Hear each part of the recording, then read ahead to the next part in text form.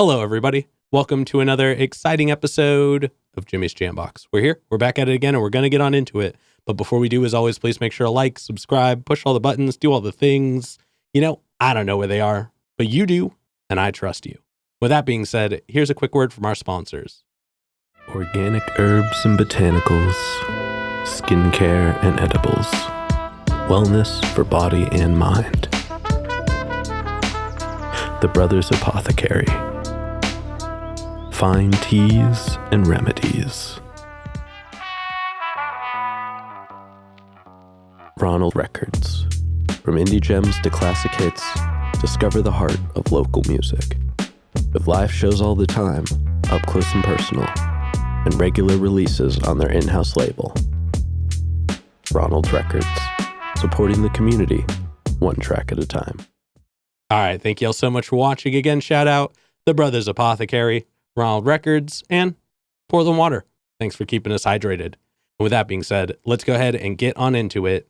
Here is today's guests. Hey, I'm Alex. Hey, I'm Travis. I'm Marty. And I'm Chris. And we are Nowhere Fast. Hello. Hello. Thank you guys so much for joining us. Thanks for having And Thanks for having us. thanks for being here this time. Hey. No problem. Yeah, glad to have you all here. And I'm stoked. We're going to be talking about your new album, Emotional First Aid Kit. And I'm very much looking forward to it. But before we get into it, we're going to start same order we just did. Why don't you all introduce yourselves individually and what you do in the band? Sure, yeah. So I'm Alex. I'm one of the vocalists, play guitar, mostly rhythm guitar. I'm Travis. I am the lead percussionist. I'm Marty, and I play the git fiddle, aka the guitar, and I do some of the singing and mostly harmonies. And I'm Chris. I'm the bass player, and I sing too. I was really hoping you were going to go with lead bassist. I'm the alpha and the omega of the bass. Oh, okay. I dig that. Hell yeah. And just because you weren't here last time, Oh, yeah. I'm going to hit you with two quick questions. Shoot. What was the first album you ever bought with your own money? The first album I bought with my own money was, I think it was Reliant K's first album. Okay. Their self-titled album. Okay. Very on I brand. bought that from a Christian bookstore with my own money. I think my grandma took me shopping or something. Nice. Shout out grandma. Yeah. Hell yeah. Sure. And she didn't snitch on me to my parents. They didn't, even though that was a Christian band, they probably would have been like, no, that's too hard. I understand that. Yeah. So, but I'm pretty sure that was the first thing I bought with my own money. And I mean, to be fair, pretty soon after that was the kind of the LimeWire era. Yeah. So it was short lived before you're like buying stuff. Yuck. Napster and LimeWire. Fashion. Yeah. Hell yeah. Yeah. And then what was the first live show you ever went to? The first live show I ever went to was, they were really close together. I either saw Blink right before they broke up the first time, or it was MXPX and Reliant K and Rufio. Okay. Yeah. Hell yeah. That was at the Roseland. Yeah. Okay. Rad. Yeah. Well, now we're going to superimpose those answers into the previous interview we did with y'all. Oh, no. But now we'll go ahead and get on into it. So like I was saying before, we're going to go ahead and talk about the brand new album. It just came out by the time this is out about a month ago. Mm-hmm. And before we get into it, it's super rad. Big fan. Oh, and I'm gonna tell you all the reasons why at the end. But for those of you that are watching, you just heard the intro. And I dig it. It was a proper intro, first of all. Like, I like it when albums start with the track as it's not part of the first song. It is its own thing, but it was short, it was sweet, and it rolled into the first track really well. But before we dive into the actual tunes, is there anything you want to share with us about it? Yeah. So I originally, the first track is real full song is Let It Burn. And I had the idea to just kind of do something sort of classical strings, maybe piano. I wasn't really sure where I wanted to go. Mm-hmm. And originally it was going to be part of the track. Okay. And then Chris came up with just using the actual vocal melodies from that song. It's the chorus and part of the bridge is what the strings are playing in the intro. Oh. Why it melds so well. Yeah. And I think just randomly I decided I think we should split these up just because if people really dig this first song, maybe they don't want to listen to that every time they want to listen to the song. Gotcha. Yeah. So I think it was pretty easy. Well, also now we're sending out like promo copies to radio stations. Mm. It's actually really good not to have, Yeah, an that intro much when extra you're trying stuff. to do a radio single, and a lot of these stations that I'm sending out to want the whole album. So it is nice that it just kind of kicks right off into Let It Burn. Yeah. So I just thought it was because we were all metalcore, and that's what metalcore thing to do. That's exactly what I thought when I heard it. I was like, all right, moving on to a different one. Let's do it. Went straight into a breakdown, but I think we dropped the ball there. Oh, you're hired. No. All right. Well, thank you guys for sharing that. But let's go ahead. We're going to take a quick moment and check out the official first track on the album, Let It Burn. I have screamed at the top of my lungs, just hoping you would hear me. All I needed was someone to be there while my world was on fire. All right. And we're back. And first things first, you guys, strong opening track. I mean, you hit the ground running right from the beginning. I mean, the explosive drums, the tight guitar and bass. And by the time the like vocals get into it, there's that rad lead line as well. It settles. And it's apparent that we're getting like kind of a new era of a classic sound right from the get with that track. And I mean, it's melodic, it's driving, it's arranged well. And even like the bridge breakdown towards the end, the way it leads into that last chorus, it's very comfortable. And I thought it was a really, really cool way to start things off. But I'm curious, what made you guys lead with that track? I think the biggest deciding factor was just the energy. We wanted to start with a high energy song. It's an album called Emotional First Aid Kit. Some of the songs are a little slower, maybe just a little bit more focused on mood than energy. But we wanted to just hit the ground running. I think. Did you guys talk about this track when we were here last time? No. You didn't? Okay. I thought maybe. But I think you might have I think you brought it up, but I don't think yeah. Yeah, but we didn't like dive into it. No. Yeah. Because I think for anyone who hasn't listened to that episode, like I think Alex told the story, it's like he brought it to me. We met up at I think we were at karaoke or something. He goes, "Hey, I wrote this song and I think it's the best song." And I said, "All right, we'll see about that." And then he played it for me. I'm like, "Yeah, that's like the best melody that I think we have right now." And so it just all kind of built from there. And, even putting that intro in and just kind of making it a real, an opus and also an overture to the whole album. Yeah. And I think everything kind of flowed from there, especially in terms of like ideas about, at least for me, like there was a couple songs I decided not to pitch for this album because I wanted it to fit with that theme. And I think that track was a big part of it. Gotcha. Like really setting the tone and for the rest of everything else. So. Oh yeah. Well, definitely nailed it in that respect. Yeah. And because I think I forgot to put this question as one of the questions I'm going to ask this one right now. We're going to get an easy one out of the way. How'd you pick the name for the album? What was it a meme? I saw it. I saw it on a meme at my work. Yeah. And it was just one of those like cheesy printout things that they put up at work, about like mental health or whatever. Yeah. With good helpful advice on it and, number for mental health, professionals and stuff. But it was kind of so cheesy, but also like had good information that I was like, that could work. That's kind of how pop punk works. Like you can write like really personal lyrics and impactful lyrics, but you kind of have to keep it fun too. Yeah. And then I think I pitched it and then everyone was like, yeah, all right, it's cool, like we could think about it. Then I designed the artwork and then I think it grew on people a little bit after that. For me, I think that it really ties into the vibe of the album. You got anger, you got super jump up and down nostalgic vibes from when you're 15, 16 years old, and then I was never 15 or 16. No, I'm kidding. Then you got stuff that's serious. We have a lot of serious songs but but it's all over the place. We have fun with it. We're sad. We're angry. It's just a whole combination, and we wanted everyone who listens to it to kind of get the best elements of pop punk. Yeah. In general, all in one album. Yeah, and I kind of hate it when like the term emo, because we also describe ourselves as like a pop punk emo band. It's like emo means emotional, and sad isn't just one of those emotions. I mean, it is like it's definitely there, but I think like what Marty was saying is like, you can be angry, you can be angsty, you can be happy, you can be, falling in love. I think one of the songs is, we might get to that, but there's a whole bunch of emotions that cover a spectrum.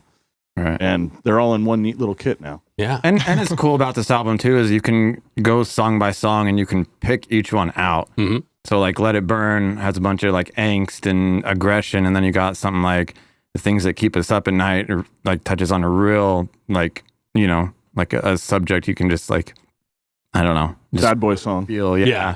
So it's kind of cool. You can like pick out each one and feel something different. Yeah, very much so. It's cool. I grew up listening to a lot of music like this, and I've never heard any of them during any of their interviews or anything ever say that emo music means emotional, not sad. Yeah. And that's going to sit with me for a little bit. I really appreciate that. I think it comes from like the kind of like some of the like before screamo emo, like where it got really popular, like Jawbreaker, and like even calling like Green Day when they first started were considered an emo band for that like first wave. And it was, but it was about all the emotions, but it was very, you're talking about yourself, you know, and what you're feeling. And then somehow it either just split all into like being really angry or really sad. With the exception of, there are bands out there. We're not the ones to come up with this. No. Do a great job of doing a lot of different emotions. Yeah. But I think that was a real driving line for the whole thing. And it also just obviously comes from us being very diverse, and we're all writing, and, it comes from that. Yeah. Hell yeah. Well, definitely. It's a really, really powerful way to start off the album. And it's one of those ones where like, once you hear it, it kind of incentivizes you to want to hear what happens next. Because if that's the first track, there's gotta be like, who knows what's gonna come after? You know what I mean? So let's take a moment and let's go ahead and check out the next one. This one's called Dead Weight.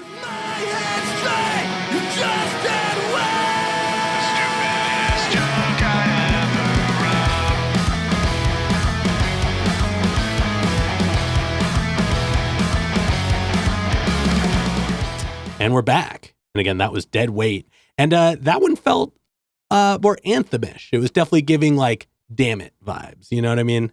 And both like musically and vocally. But again, it felt really refreshed. Like it was exciting. It was straightforward. And it was easy to connect with. I think that, and I'm a big fan of arrangement. So like some of these notes are just my thoughts on like, based on their placement. And like, that's a good track to like just grab you in. And I particularly like how the guitar picks up in the second half of the verse. Like that just did something for me. So I don't know which one of y'all that was, but it had that feel. Yeah, it was inserting himself into classic. So he's just like, to do it. Delete everybody. It wasn't that I told you not to do it. It was that I told you if it worked, like do it and we'll see if it works. But everyone to know that every guitar part I've ever done, Chris has said no, and I just do it anyway. Except for this song, there's another guitar part in it that I was like, I don't know how to write the last measure of it, and you figured it out like in 5 seconds. So it wouldn't have been that good. And you told me to take that out too. No, I did not. And that's the part on the extended version that didn't know. But now let's take a moment and let's get a technical question out of the way. Sure. Was it all like recorded and mixed and mastered in the same place? Did you go to a few people for it? What was the physical process of creating the album like? So we did everything at my house. Mm-hmm. Besides drums. Besides the drums, right? So that's why the drums sound. No, I'm kidding. Beautiful, amazing girlfriend got me a set of drum mics. Delia, shout out to you, love you. She got me a big set of drum mics. So it really just opened the door for us to get this thing done really quickly. So, yeah, we tracked all the drums, Travis's place, and then we did all the vocals and guitars at my place, and then we shipped it off to John Doyle. He's a friend of mine from way back, and he actually hit us up right when we were starting to plan this album and was like, hey, if you ever have anything you want mixed, let me know. I'd really like to work with you. And so about a month later, I was like, hey, we already have, we actually had 2 songs out. We had Lonely and Circles out from this album. And we were like, hey, can you, because if you're going to do the album, like we're going to master everything anyway. Can you do a go over on this? And I want to pitch it to everyone else in the band and see if we can go with you to, do the rest of this album. And it ended up working out great, I think. Yeah.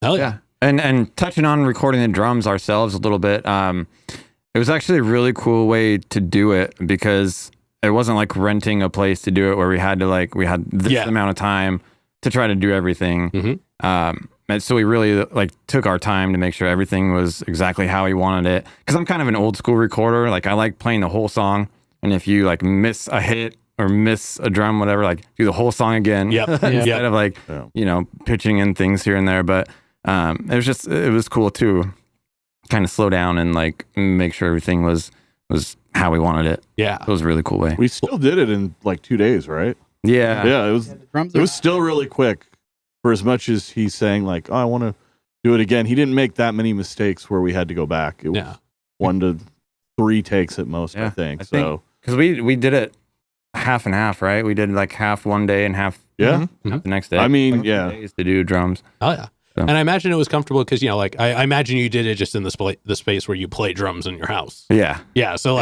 you're familiar with the room. You probably got to leave the kit set up in that way for long enough that you didn't have to be set up. Yeah. You're my cymbal moved 3 inches to the left. Now I'm not hitting it in the right spot. You probably got to really settle into your comfortable spot. Yeah. And I feel like that probably goes a long way. Oh, it does. Yeah. It was really nice. And did you bring your computer and your interface and everything like that? Or did you just kind of bring a slimmed down version to plug everything in? Yeah. So we have a Behringer. Is it Behringer? I don't even know. It's X. I should know. It's an X30 or something like that. Yeah. Yeah. We use our in-ears through it. Mm-hmm. So I have it set up to where we could do all the drum mics through it. So yeah, just brought a laptop, wired everything in to the laptop and to the mixer, and it was really easy to just take individual stems and send them off. Yeah. So technically very dumbed down. I mean, nowadays it's so nice to be able to record your own stuff without having to spend, my first band, we spent $12,000 in the studio to do the first album, and so now we were able to basically do this for free, and we just paid for mixing and mastering. So it makes the creative process a lot more. And on our own schedule, too. Yeah, exactly. Yeah. We can spend a lot more time. Makes you save money. Yeah. So that's why I feel on this album, we really did take our sweet time on it, and we made sure it sounded dialed, and we were really happy with everything before it was sent off. So. Oh, yeah. Now, I feel like we haven't heard a lot from you. Would you like to share anything on your part in the experience? I mean, they really hit everything. I did like just being in the comfort of our normal practice space to record. That made things real easy. It was really simple. We would do all the recording. It would go over on a Saturday and do okay, we're gonna do vocals for these songs today. Knock them out. And once we had every part, so one song, all right, send it to John. We're gonna keep recording this. He would send us back what he has. We'd go back and forth. It was really easy. Gotcha. Shout out to John for being really patient with us. We were very doing as many revisions as we wanted. He was really good with that. Yeah. Awesome. Yeah. And you said you had known him prior. Yeah, he's okay. Yeah, he lives in Nashville now, I think, or Tennessee. But he's from the Camas area. Okay. He was my younger brother's best friend. They played music together when they were in high school or middle school and high school, and just people from the area who are super talented and really put a nice shine on this album. Oh yeah. Yeah. Oh yeah, well, that's rad. Yeah. All right, you guys. Well, let's go ahead and let's get on into another track. This one's called "Out of My League." I'll take on new enemies. You're way out of my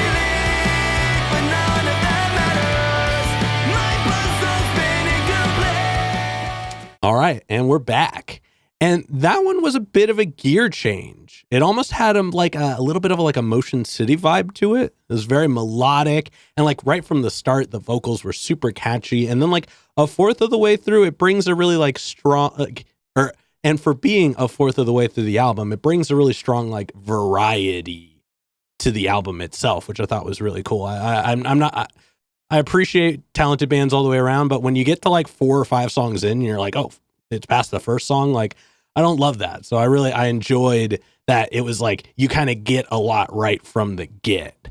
And it just, I'm a big Motion City soundtrack fan, so that track actually kind of like latched onto me really well. Awesome. But I feel like, like I kind of barrel into these questions pretty quick. Is there anything you guys would like to share about these tracks? Yeah, it's really funny that you say Motion City soundtrack because the song is basically about my experience in the first date with my girlfriend Delia, and I kind of dropped some hints in there, like Reel 'Em In Tavern in Portland is the first date where we had the fried chicken and all of that's kind of a dive before we went to Oaks Park, and so there's just like little kind of hints that mainly just for the fun of it, but Motion City soundtrack and Fall Out Boy are some of our really favorite bands, and so I really tried to craft a pop punk song that would an anthem of love, and so it was I just wanted to have it more like a Fallout Boy vibe, and I also really wanted to do a song in drop D because these guys said we're not playing in drop D ever, and I'm like, well, I'm just gonna write the entire We song. only bring one guitar. I'm gonna write the entire song in drop D, and then you're just gonna have to deal with it. So. Yeah. I definitely bought a 5-string because my band wanted to play in drop D and I didn't want to. Oh. That's awesome. And so I was just like, I'm just gonna and that was how I learned how to play 5-string. And then I realized it's way better. So that's another thing for a different time. But yeah, no, I don't like you either. No, I'm kidding. For the record, I love drop D. I just don't like tuning breaks. Like playing. It's always like a downer, especially like a local band. They don't have much going on while people are tuning. And I also tune my guitar like once every 3 months. Fair. So I don't want to have to do that. That's fair. really it. I love drop D. I just don't want to do it. But luckily, I have a big guitar collection, so I just bring. Yeah, I just play one. Oh, gotcha. Okay. I guess that's a fair trade. Yeah. Oh yeah. And now getting back into kind of the making of the album, how long did it take to write the whole thing and record the whole thing? The whole album? Yeah. Yeah. And I mean, we were talking about it during your last interview. Yeah. So I think one of the songs we're going to talk about later, Dial M for Slumber, I started writing when I was 15. So okay. Wow. Real deep cut. Yeah. Song. Yeah, but I guess you could say it's been a while. yeah. So, but I'm assuming you didn't mean going back that. I mean, that is a valid answer, I guess. But yeah, let's maybe move it a little bit closer to like when the creation of the album became a reality. Well, so when did we decide to go from 15 songs, some of which weren't even written at all or finished, to 12? Because I think that's where you could say we really were like, this is going to be the album. Okay. I'd say that was like February. Yeah, I think it was. Here. Okay. So we all write songs pretty consistently. Like I've written several since the album already, so we're always writing, we're always creating. And when we come together and collaborate, we're always just ready to go to work and we have stuff to throw on the table. So a lot of the songs we've written have been scratched from the album because we had to condense it. So it's kind of nice. We get to pick and choose the ones that we like the most. Yeah. So I guess the answer really is like I think we're almost ready for the next one at this point. We're always the writing. I don't think the writing ever stops, at least for me. But in terms of the recording, about 3 months. Well, I mean, we did. When did we record Circles? I don't know, because that was out as a single, and But I think that's just kind of the way of music nowadays. Yeah. So it's just you always got to be putting something out, or at least working on something. Yeah. So. Which I don't mind because I got ADHD, so like I always something to do, right? So yeah. But I think like you could say at one point we're like, hey, we're gonna go to 12 songs with an intro track, and then I pulled out a calendar and we're like, let's hash out when we're gonna do everything, and then make sure we, talk to John, get it off to him. Mhm. So I think February to, I think we were done with our side entirely by June. Okay. Maybe the end of June. Yeah, because Oh. we played a show at the end of June and we were trying to have it done by that show. Gotcha. So yeah. So I tracked everything. So these guys had the easy job of coming in, recording, then leaving. I spent countless hours of just going insane. So We had to me, fun. it felt like Yeah. Well, when you get to leave, I think that's something that like doesn't really get focused on. When you have to show up to somebody else's space and use it for as long as you want to, that's the trade-off is you can be in there as long as you want, but then you get to step away from it. And whatever, you don't end up listening to it for 1,000 million minutes after. You don't have to like go back and be like, well, maybe if I did like, there is something a little bit monotonous about like existing in the space where you're doing all the recording.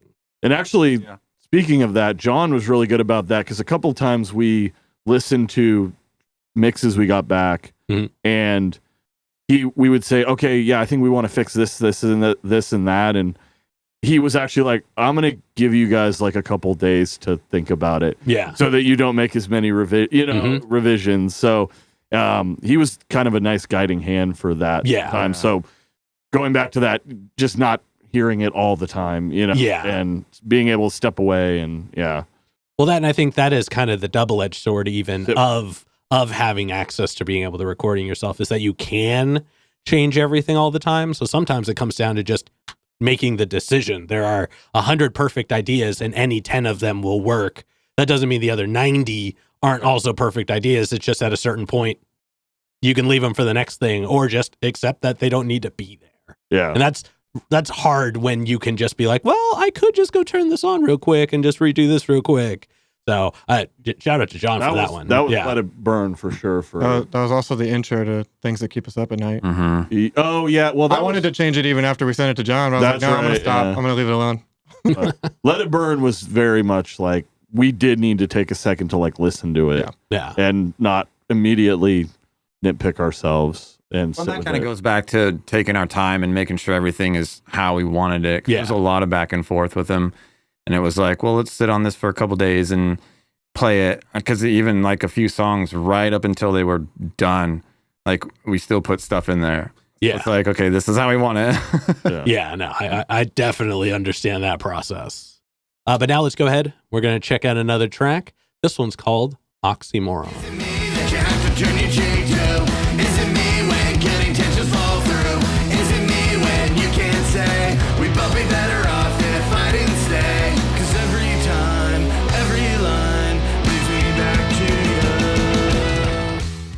All right, we're back.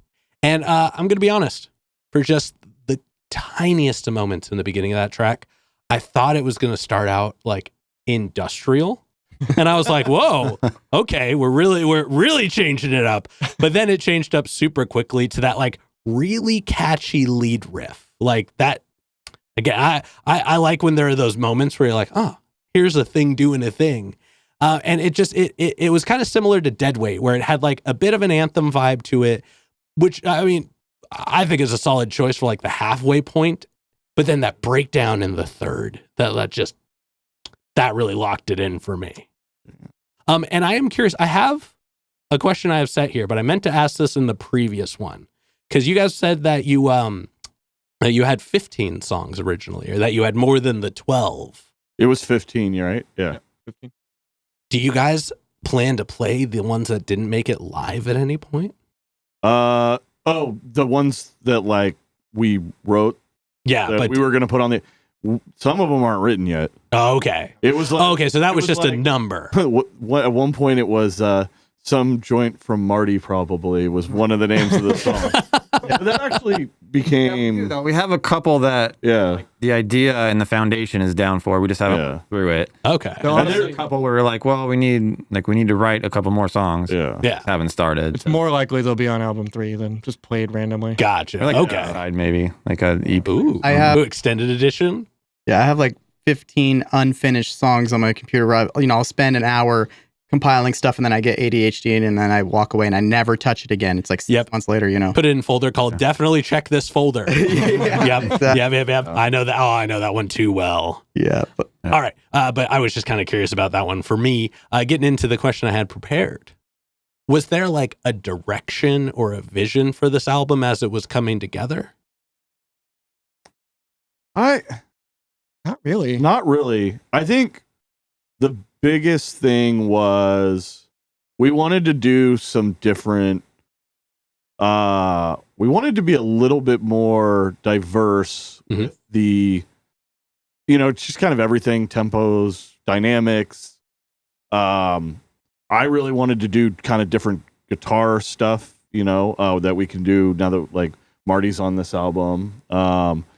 And I think really that ended up being not a problem at all because it was plenty diverse. It was trying to, shape it as a whole album and sound good together. Cause I think we don't struggle that hard with being diverse because we're all writing, but putting it together, I don't know. Yeah. Anyone else have an idea? I think I just don't think so. To add to that, like finding our cohesive sound, since we do all write, was also, I think, kind of a goal. Because while this album does have a lot of variety, it has more of like a nowhere fast sound. Yeah. Than maybe the first album did, where it's kind of all over the place. Rightfully so. Me and Chris, we come from very different backgrounds, and we were the main writers on that one. Right. And this one, like, even a lot of his songs, like he writes with me singing in mind. Yeah. And you can hear that cohesiveness just sort of, we're right there. I think, I think also with the first album too, it was very much, it's like every guitar tone was the same. Yeah. Every bass tone was the same. The drums were recorded had no real effects, like this song, the way this song begins. Yeah. Had none of that on it really. And, was played in, I think we did the recording for that in a day. So that one sounded I thought just very similar. Yeah. Not in a bad way necessarily, but, you have to grow with another album. So, if we did that again, it'd get pretty stale. Fair. Yeah. Well, yeah. And I think that's actually a really good way to put it, that it does have a very put together sound. It does have a band feel to it. Yeah. And I mean, even for having a variety, it's cool because I feel like if I heard any of these tracks independently, I would be like, oh, I know exactly who this is. And I think for even having kind of a more diverse sound, that goes a long way. That's really good to hear, actually. Yeah. To me, honestly. Yeah. And this album, for me, it really hits different. And I hold this album really special because Marty coming into the band first is fantastic. After the first album, his talent, everything he brought is great. And then just the few years of just playing music together, we've really honed in on how each other plays, how each other writes. Just our musicianship individually has obviously grown. Yeah. I think just playing together, it has gotten that much tighter, and I think you can really hear it on this album. I imagine there's even a little bit of each other's influences in each other now. You know what I mean? I'm sure that, just through osmosis, you periodically do something where you're like, oh, that sounds like something he would play. You know what I mean? That has to kind of just have permeated in some way. But still, like you said, you are growing as individual musicians as well. So that kind of continues to kind of exist as a balancing act. Yeah, as we were writing, I definitely started writing. I know we all did this as, just I know I want to put Alex in this section right here, or I want Chris to do this part. And then when Alex would bring a demo, he usually does all of his on acoustic. So I would immediately start thinking, okay, I could, on Let It Burn, I did that guitar lead in the verse, just and harmonies and all that.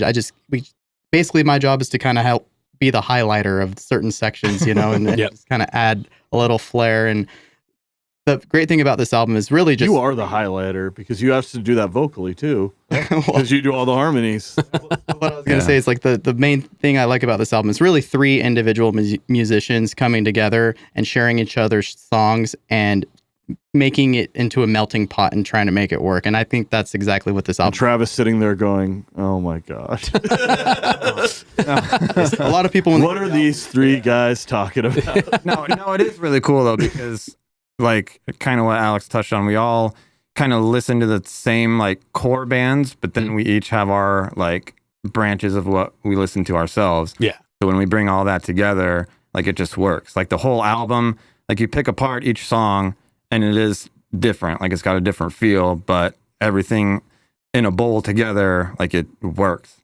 You know what I mean? So Hell yeah.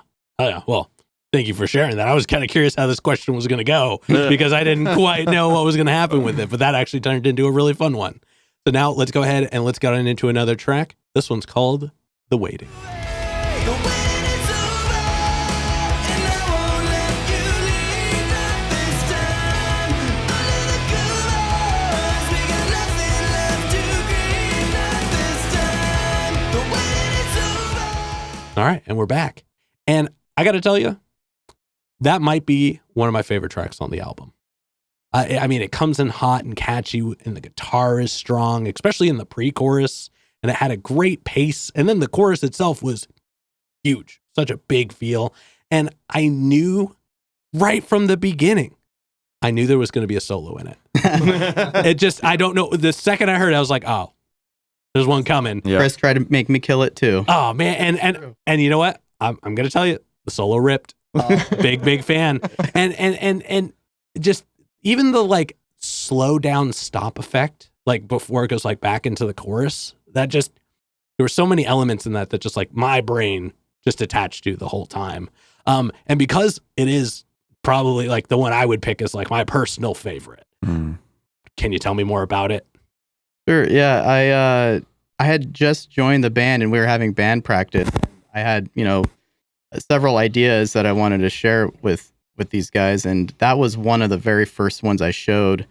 But I only had the instrumental done for it. So I was like, Alex, why don't you just write the lyrics and do the vocals on it? And so we were outside and he was listening to it on his phone like this. And then he did the hook for the chorus. Oh, hell yeah. That part. Mhm. And I was like, yeah, man, that's definitely it. And so I went home and I was listening to it in the car and You stole my hook. Oh, okay. lit the match, right? And it just, And you let it brain went burn. off. Yeah. I lit it up. Hey. He lit the match and I just couldn't stop. Like I just started building it and building it and building it in my head. And then before I knew it, I kind of based the concept of the song on like A Day to Remember Homesick, where you're just kind of missing someone you love and just the concept of what it's like when you finally get back together with them, right? Yeah. So I built it all overnight and I was like, sorry, I kind of wrote the song and I sent it over and everyone liked it and that was it. Yeah. Oh, yeah. Hey, I mean, I dig that for sure. And like I said, big fan. So Oh, thanks, man. cool to know. And I appreciate that it was actually like one of the earliest ones upon your arrival. It was, yeah. Yeah. I think it was one of the first. It was Probably yeah, second. It was the second, Second. after Lonely. After Oh. Lonely, yeah. Hell yeah. Yeah. But now I have a question that I've never been able to ask before, and I'm super excited about this. Why isn't there a title track? So originally, we were throwing names in the air for the album title, and we did actually stop and really think and consider song 4, "The Things That Keep Us Up at Night." I thought that was a great title, and we were there for a little bit, and then he showed us Emotional First Aid Kit, and that just made more sense to encapsulate everything. Okay. So I don't think there was.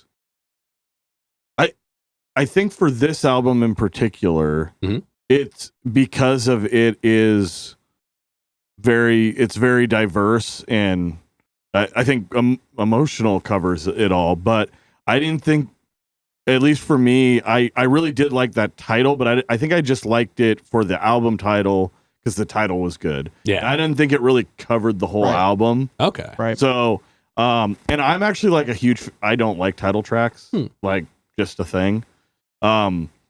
Unless it's like the intro. Yeah. If that is the title, like kind of like saying an overture.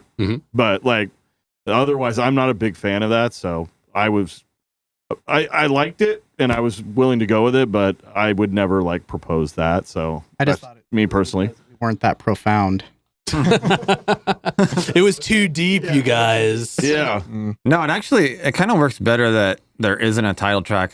What Chris was saying, like it covers the whole album. Yeah. I feel like people will go to that track because it's the title of the album. Yeah. And like because I don't. Yeah. I mean, It's also always weird when like the title track is like the fourth. If it was going to be ended up being the fourth song. Yeah. Like, that's kind of weird, right? See, I'm the opposite. I don't like when the title track is the first track.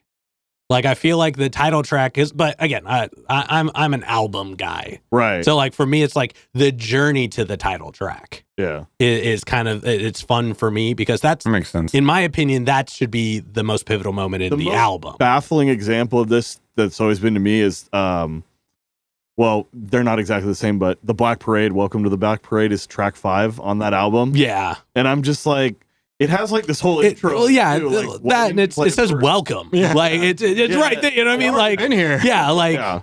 Like, and it has a little bit of an intro track, which is great, but it was always kind of really baffling to me. So Yeah. it's like, oh, that's kind of weird. I will say the title track it's a double-edged sword. Like Yeah. if you want it to land right, I mean placement is important, yeah. but like also it's gotta hit. You know what I mean? Like Pressure on that. yeah, like that's kind of the thing That for was me. a big discussion too, is like the placement of all the songs. Yeah. Like, we had a whole evening of planning it out. And It was planned to be a big discussion, but it went really fast, Yeah, actually, it did. which was really I interesting. feel like you take a lot of big bands albums. I feel like the biggest songs are like 2 or 3. Like they're pretty early. I think on the album. I think it depends on which album it is. You know what I mean? Like by like album 6 or 7, Yeah. they can put some of the heftier tracks later on in there because you know you're already going to commit to at least the Right. first half an album. True. But no, I agree with you. I think that it's important to put at least somewhat grabbing tracks in the beginning. But again, you guys, the album is so diverse, like that it's one of the things where it's like with each song, it almost feels like a different chapter of music, but still in the same book. And so that's just I'm gonna keep running back to that until we get to the end. It's really here. hard to describe that with the song. Like, you kind of have to pick your own title. Yeah, That exactly. way, Yeah. Exactly. And also, like, honestly, we don't take our titles for our songs very seriously. Fair. If you If you look at the track list for this, Huh. the next track, actually, after the waiting, yeah, I wrote a love song and I don't take that seriously. So I was very firm on what the name of it would be. For you at home, you can just take a look at the album and see what the track is. The Fair. song is fantastic. You just can't finish it. it is a good song. Serious name. Fun to play live. Fair enough. Well, I think we're going to end up skipping past that one because we're going to jump to the last 2 tracks on the album here, and we're going to go ahead and check out Anyone But Me. I remember sleeping in your bed, waking up to kisses on my head. But do you remember what you said to me? All right, we're back. And I'm going to say it right now. That was the quintessential acoustic-y emotional track. I think it's an easy one. You know what I mean? Like it's one that you kind of have to have. And technically it would be an easy track to phone in, but it isn't. It's very full. It's very composed. It had a great pace and it really like displayed range vocally that I think the rest of the tracks just didn't leave room for because there is so much going on the whole time. Not to say that there isn't capability in every element of all the tracks, but like that was really the moment to like open up vocally. And I think y'all took a really good look at it and made the best out of that track. And, you know, like kind of referencing Motion City Soundtrack again, it has like, it doesn't sound like Hold Me Down, but it gave me that same feeling. You know what I mean? And so I dig that one. And because it is very different from the rest of the album, is there anything in particular you guys would like to share about that one?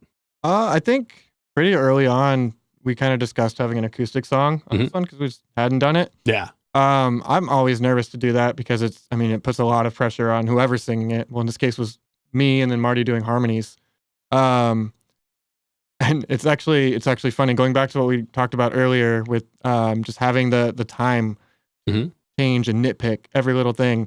I rewrote the verses, melody, and everything about 5 minutes before we recorded it. Oh, damn. I had something completely different and I hated it. We A were lot of my recording, songs- and then in Yeah. the middle of recording, you're like, I needed to go take a break. And then he went downstairs and I just kind of diddled with the mix. And then he came back with a completely different He just walks over, Command A, delete. Delete all. It's funny. So the way I write, for the most part, I write like what I'm feeling. Mhm. And this song, I wrote this and Let It Burn about the same time, shortly after a breakup. And so all the sad parts at the time were very, very true coming from me. But the beginning of the song, it starts sort of like it's a love song, and it isn't. Yeah. And that part is not what I was feeling when I wrote it. So what I wrote was just not great. I didn't like it. Yeah. And then right before we recorded it, I'm in a new relationship. Things are great. They're still great. And I took what I was feeling then and rewrote all of that to make it a lot more honest from me. And I think that translated really well into the I song. mean, it's got a twist lyrically at the end of it. The twist was always there. Yeah. It, just like the first half of the song was way different. The one thing I want to say that this song is my favorite song on the album, personally. I think it is just amazingly written. And I, like you said, you feel when you listen to it. I encourage everyone to read the lyrics when you listen to it at the same time, because it is just so well written, and it's just everyone's who's been in a relationship has felt those feelings, and so I guarantee you can't listen to it and read those lyrics without feeling something. Yeah. Without hitting it with a yep. Well, the one thing I wanted to add, one quick thing, is that it has the least amount of streams out of all the songs on the album, which really breaks my heart. I really encourage everyone to please listen to that song. It is amazing. I think it's my favorite too, even though I'm not playing on it. Like, Yeah. I think that's why it's my favorite. Well, damn it. like about time. My next question was literally going to be, because this is, we only got one track left. What is everybody's favorite song on the album? So you guys kind of all answered that. I love that. It's not actually my favorite. Okay, perfect. Then next question. Ask the question. What is everybody's favorite song on the album? Okay, yeah, we can start with me. I think my favorite is, it's not a track we covered in this interview, but The Things That Keep Us Up at Night. It's a very honest song. It's more emotional than Anyone But Me. A lot went into that song. Like, just, it's gonna bring me to tears now. That's my favorite by far. I wasn't really liking it at first when we were recording it. Like, I changed it a million times, I think, because I needed it to be perfect. And I think we nailed it by the end, but easily my favorite. For me, it's kind of the impossible question. You know what I mean? Because every song to me is like my favorite in its own way. Yeah. You know what I mean? Because like I really love Anyone But Me. For me, this record, it's easy to take myself out of the band and just listen to it as a fan. And so listening to that song, like the first 10 times I listened to that song, I just want to go give Alex a hug. You know what I mean? Like, and then we got like Boy Meets Girl, that's just super fast and doesn't ever stop. And there's a bunch of things going on. So that's kind of an impossible answer. I mean, the drums are so good in all of them. I'll think. You know what I mean? Like, it'd be hard for me to pick one too. They are really good. For me, I mean, I already told you that Anyone But Me is my favorite song, mainly just from an emotional standpoint and the way it makes you feel, and the songwriting in it. It's just really raw. But as far as like playing, when we're playing live, we have a lot of fun when we play live. And so there's going to be songs that we prefer to play because you get more energy. And I would say that Boy Meets Girl is my favorite to play live. It's super, super fun. Everyone's always having a great time. Especially if Ryan's there to sing it. Yeah. From Flying Whammy, everyone should check them out too. He guest sings on that song, and he's a ball of energy. He's a blast. That's what you get for being about 10 years younger than us. Yeah. Bogies over here, but big fans of them. Check out their album, Let's Be Friends. Yes. The name of their album came out recently. And then my favorite song is the song we're going to go into next, actually. And I assume we'll get into my favorite then. Well, since it's the last one, why don't you go ahead and introduce it for everybody? All right. This song's called Dial M for Slumber. Every single night that I toss and turn, lay your ghost down beside me.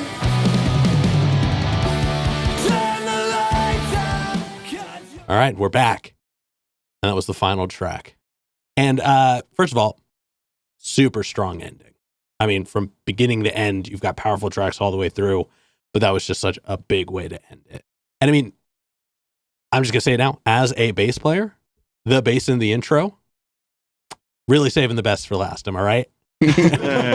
But past that, it had final track energy. It was a bit more moody. It was a bit more open, but more so, it painted this picture. Like I'm like I said, I'm not a big words guy in general, but there was imagery in it, and so much so that I feel like, and I don't, you don't actually have to do this, but that would be a rad track to end a set with.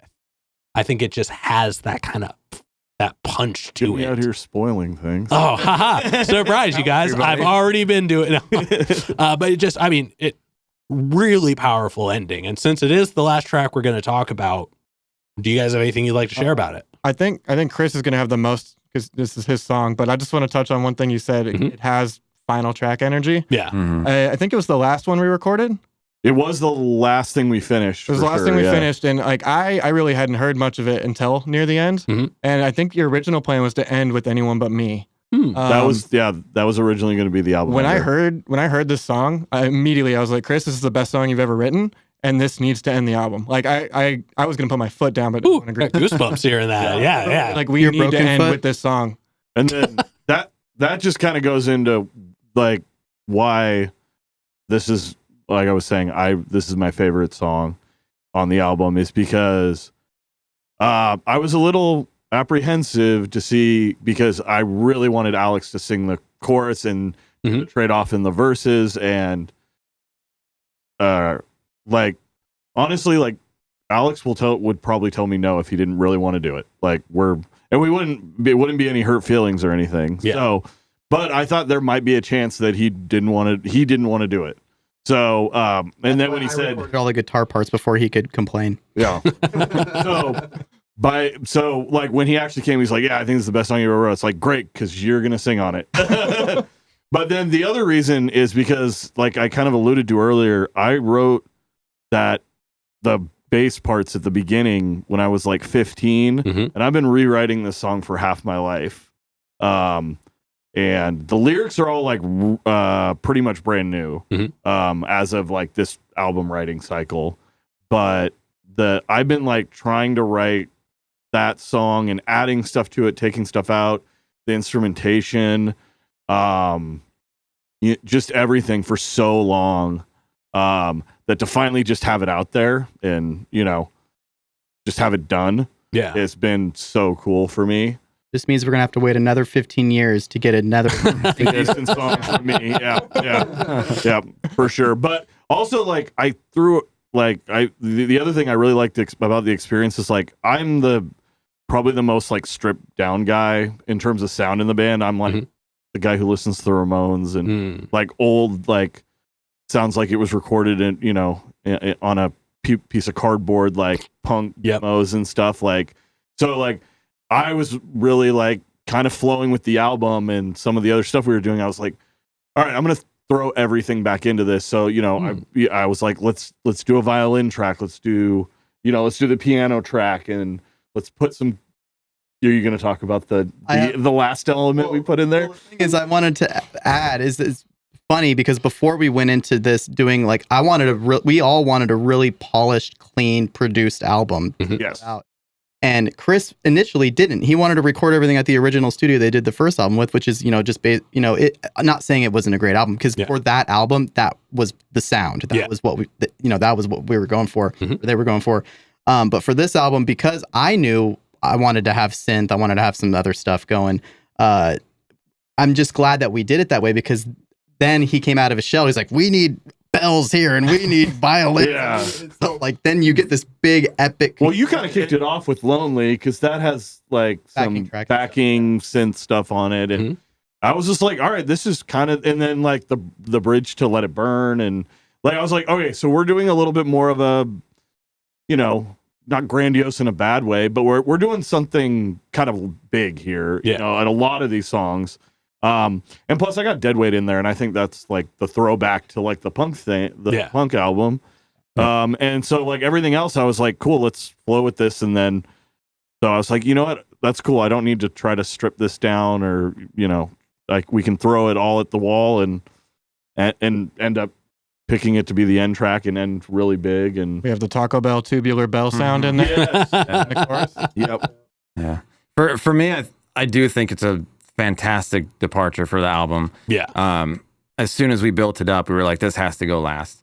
But funny story is he sent the demos really early, and about halfway recording the album, I could not wait to get started on this song. I was like, because he sent the demo over, and like immediately I loved it. I was like, I want to work on this song. It was probably the first demo I finished I think of the batch, because I've been writing the song for so long. Yeah. And fortunately, these guys give me like really the freedom to like be me on this record.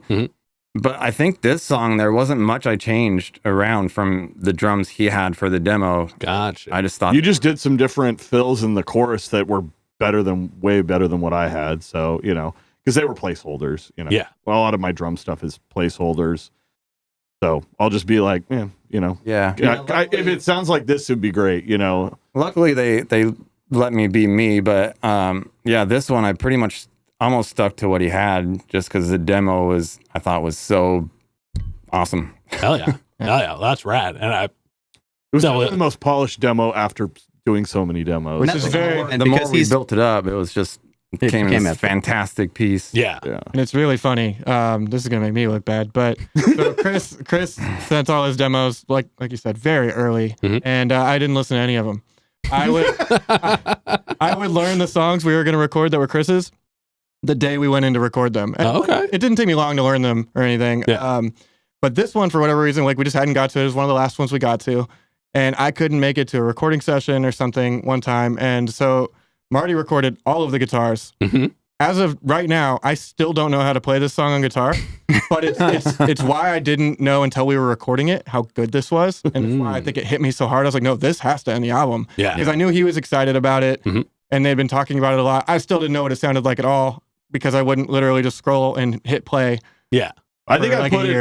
at the end to record it when we made the schedule, because like, again, I was like, I don't know what it is about this song, but like holding on to it for so long, I was like, do I still is this now the time that I want to put it in here? Yeah. It feels really good now that it's out, I'm going to listen to your demos from now on. Yeah. Hey, me too. Sure, they're- Sorry.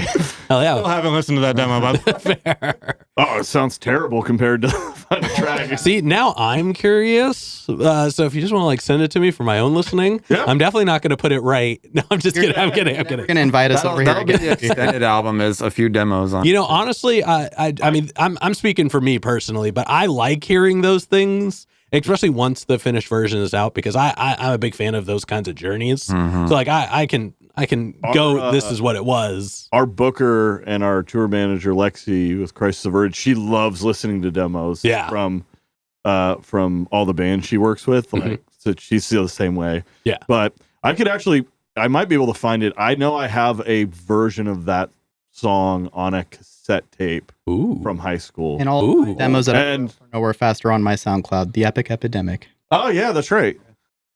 Well, hell yeah. Well, if you find a copy of that on cassette and you want to send it, Oh, we can put it right there.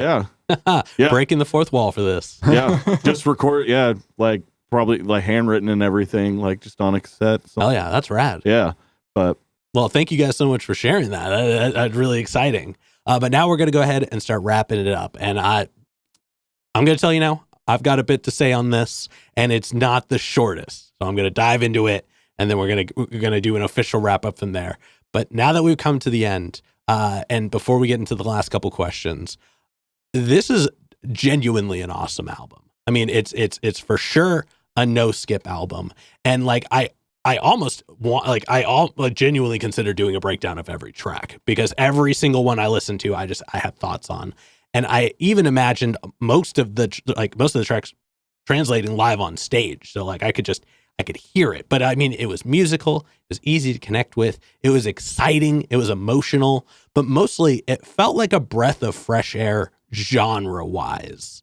And like, you know, because the reality is that y'all are now the point where you're defining the genre. Like you are now at the point in the age where like people you were listening to when you were early on in it. So, you grew up with it and it shaped you. And now you are taking the reins and you get to shape that first inception and make it the next round. And that's, that's a tall order in and of itself, but it was so good. It felt like listening to the early stuff that I listened to growing up again. And that's really special because, I'm no spring chicken myself at this point. And so I've lived through a lot of moments in life. I have had all these emotions that I didn't have when I was an angsty teenager in middle school. So to actually like experience that feeling as like a raw and new moment, that's a gift. That is something that I think, like you all have touched on it in your own way through this interview, but it was really special. So I have to say thank you guys for creating like a proper emotional album and for just setting an amazing example of what music like this should sound like now. Yeah. I appreciate that. Thank you. Yeah. That's Really. awesome. I think it is kind of nice, even, there's not a lot that's nice about getting older, but I think like some of those albums you're talking about, like, I think writing with that same feeling now, but like having a little bit more maturity and like just life experience, like allows us to write like, a little bit different, and so, yeah, but thank you so much.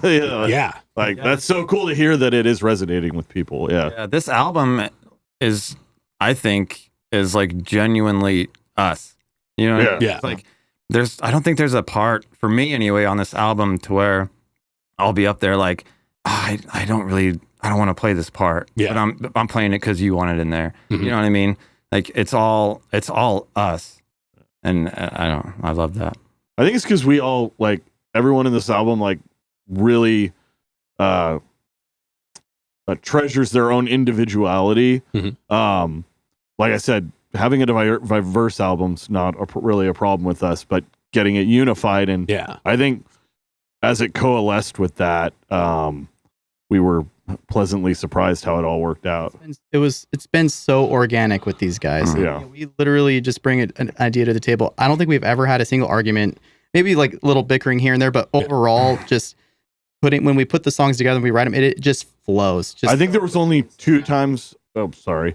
I think there was only 2 times I can think of where someone like put their foot down there, like, I want this song like this. Mm-hmm. And, that's fine. But to have only 2 times, whereas, I don't know, 50 times where someone was like, I like how you did that. Let's do that instead. Without, having to prompt anyone or anything, like, I think just speaks to how we were able to put all those things into the same pile together and call it an album. The only time I can think that of us bickering really is when you came over hungover. He literally he literally tracked Dead Weight laying down. No, it was Oxymoron. Oh, Oxymoron, that's right. Which is the one that I have to sing the highest and loudest in.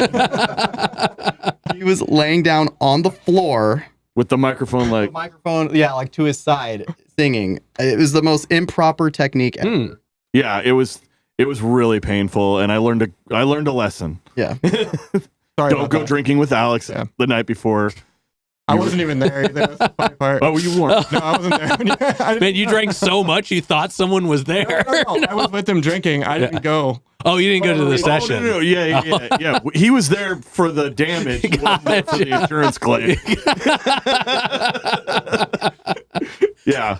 Hell yeah. Yeah. So that was if you wanted to hear about the low point of recording of the album from me, there it is.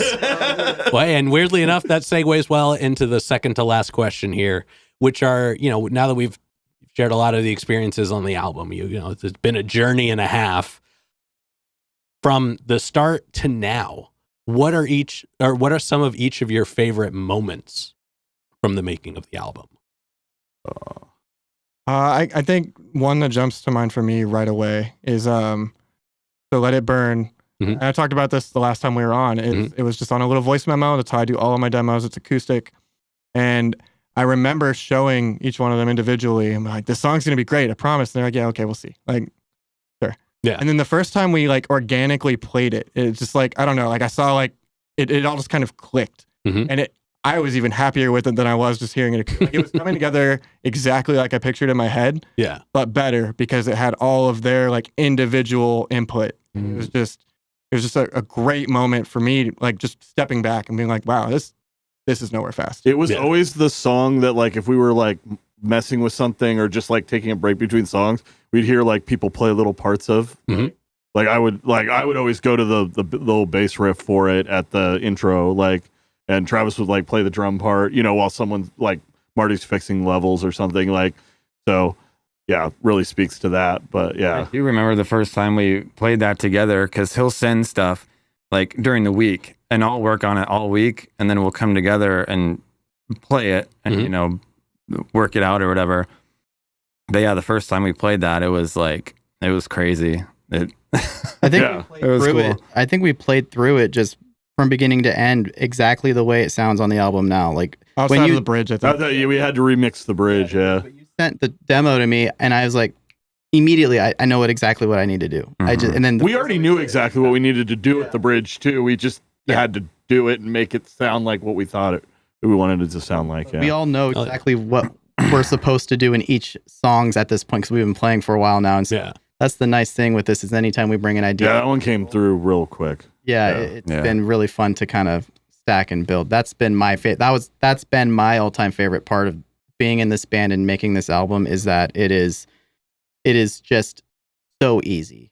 And every other band I've been in, it's like you have to sit there and try to figure out, okay, what can I do here, there, because maybe there's not a good dynamic or you're forcing a dynamic that's not there, right? Yeah. But in this band, everything is easy. It comes completely naturally, and it feels really. I can be more critical of your guitar lines if you want me to. Make you feel more at home. For me, the thing I love about making this album was kind of Marty touched on it. There was no real like bickering. Yeah. There wasn't like hurt feelings.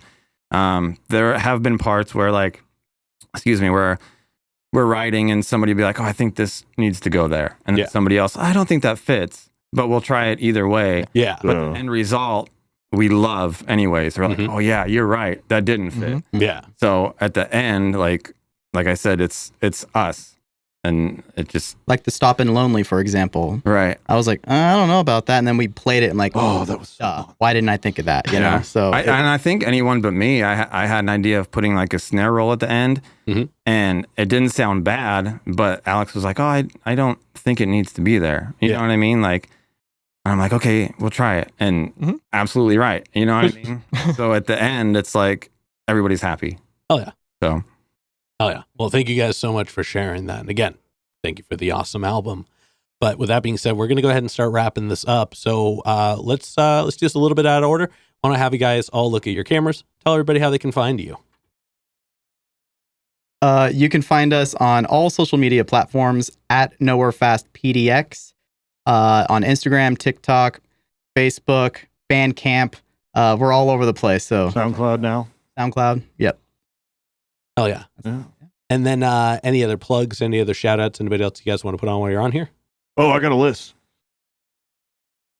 Oh, he really does. Oh, he really All does. right, Alex, while he's pulling that up. I'm gonna do this really fast, like Eminem did it at his. They're like you're reading the terms and conditions. Flying Whammy has an album out called Let's Be Friends. Go listen to them. Stop, the Doug Furies, Burnt Symphony, Soda, The Shit Fits, Ninjas with Syringes, Lesson 3, Hungry Diane, Similar Damage, Desert Sons, Old Cross, GFL, First Class Martians, Crop Top, Still Golden, Slam Piece, Second Half Walters, Souls Worn Thin, South Six, Pin Stock, The Panolas, Forever at Midnight, American Snap, which is John, our mixer and mastering guy's band, 1876, The Disorderlies, and that's it. Sunny. Oh, and Never Sunny, yeah. Our newest friends. Yes.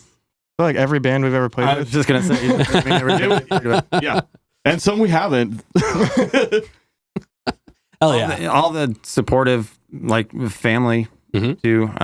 Bethany, Delia, Hannah, everybody's been like super Alan. supportive. Been Alan. Oh, biggest Alan, support. yeah. Alan, I we even love wrote a you. song for him. We might release it someday. Oh, yo, shout out to Alan. Yeah. I'm gonna throw one in there. Shout out to Oh, yeah. All right, you guys. Well, then with that being said, I have one last question. But before we do, I'm going to steal the camera for just a second. As always, y'all, please make sure to like, subscribe, push all the buttons, do all the things. I don't know where they are, but you do, and I trust you. And one more shout out to the Brothers Apothecary, Ronald Records, and Portland Water. Thanks for keeping us hydrated. And with that being said, the final question. And you guys can answer this in whatever order you want, but I usually, you guys all know kind of the end question, but I'm changing it up a little bit for this. What is an album you each think inspired your album a little bit? Marty's gonna have the same answer that he had last time. You know which album that like I kind of, when we were done with the album, I kind of went back and like I had it on and like didn't really think about it at all during. Is Lights and Sounds by Yellow Card. Okay. Yeah, just in terms of also coming off of the album before that, where they had this like very sound that was all together and very like a lot of tracks that sound pretty similar, but it's a great album. Yeah. They really kind of tried to do some more experimental stuff and change up, like I said, dynamics and just tones and all sorts of stuff. I was like, oh, that's kind of like, just in terms of how we put the album together. I think that, was one that was like, oh, that's kind of interesting to think about it after in the aftermath. Oh yeah. I've thought about a lot of bands when considering the sound for this album, but obviously these guys. I'm glad you gave it to me before these guys got a chance. But Enema of the State, Blink-182, Little known album. little known album. I got around to listening to it after you recommended it last time. Yeah, But that's just that is the anthem of our era. That album is what made pop punk to me what it is for everyone. Like think of one album, that's it. So oh dang, I got another one too now. Really kind of branches off of that. But in writing, I'm thinking a lot of Simple Plan, Newfound Glory. A lot of those hooks and riffs really inspired me to do a lot of the songs that I wrote. But overall, we try to keep it to the core, man. Oh yeah. Oh yeah. I think for me, there's a few also. I mean, early, like you said, early Blink, like Enema, kind of going back to that old school vibe, some of the guitar riffs we have. For me, drumming wise, I think like City of Evil, Avenged Sevenfold really like just totally shaped drumming for me. Yeah. But then there's like others. There's like One More Time by Blink that just came out. Just kind of that like in Neighborhoods, the drumming on that's fantastic. So there's a lot of different stuff. Oh yeah. I think for me, there's two albums, and they're sort of not like deep cuts for these big bands, but like lesser listened to albums overall. And that's Black Lines by Mayday Parade, and Happiness Is from Taking Back Sunday. I think probably my biggest inspirations for this album. Like you can hear it a lot where like I'll have like powerful vocals and Let It Burn, and then it goes into the bridge, which is little piano and synth, and that's very like Black Lines. So probably those two. Hell yeah. Well, those are all super solid albums, and now kind of a cool thing that people can go and check out after listening to your album. Yeah. Hell yeah. But with that being said, guys, we're going to go ahead and wrap this up. Thank you so much for sitting down and joining us and sharing all of that. Yeah, thanks for having us. Yeah. Thank you so much. Yeah. And this has been another exciting episode of Jimmy's Jambox. I'm Jimmy. I'm Alex. I'm Travis. I'm Marty. And I'm Chris. And we're signing off. Later, y'all. That's a wrap. This is not a podcast. This is a show.